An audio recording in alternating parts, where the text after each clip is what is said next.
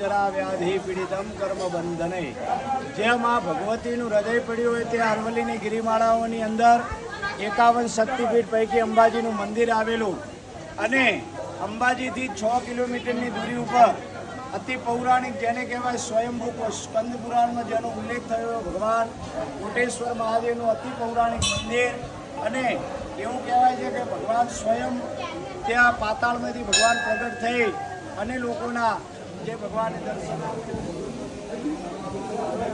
અંદર ગૌમુખની અંદરથી સરસ્વતીનું ઉદ્ગમ સ્થાન જે માણા ગામની અંદર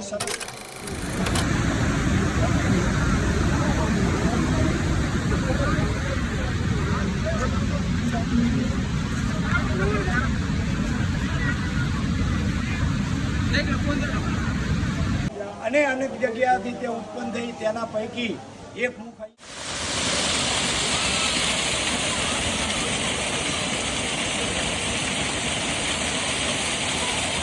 સરસ્વતીની જળધારા ભગવાન શિવજીને કોટેશ્વરને સ્પર્શ કરી અને આગળ ચાલતી હોય છે અને સરસ્વતી આગળ જઈ અને લુપ્ત થાય જ્ઞાન તેની દેવી પણ સરસ્વતી કહેવાય કારણ કે ભગવાન શિવની ઉપાસનામાં સરસ્વતી પરમ ભક્ત ગણાય છે આપણા શાસ્ત્રોમાં તો એ સરસ્વતીનું ઉત્તમ સ્થાન અને પૌરાણિક અતિ પૌરાણિક જેને કહેવાય હજારો વર્ષ સુધી આ સ્થિર ભગવાન કોટેશ્વર મહાદેવનું મંદિર અને નીચેની તરફ જેને કહેવાય વાલ્મીકી મુનિ જે આદિકવિ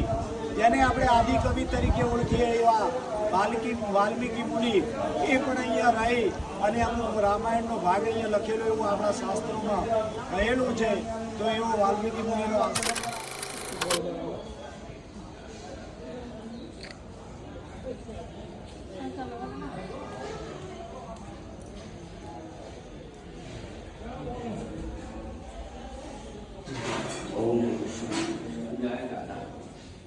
શંકર શિવના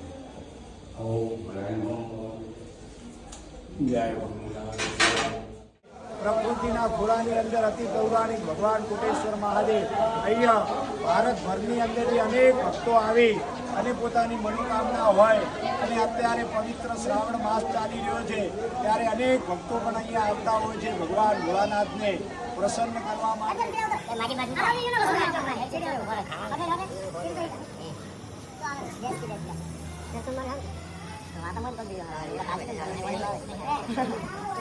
જળથી અભિષેક કરતા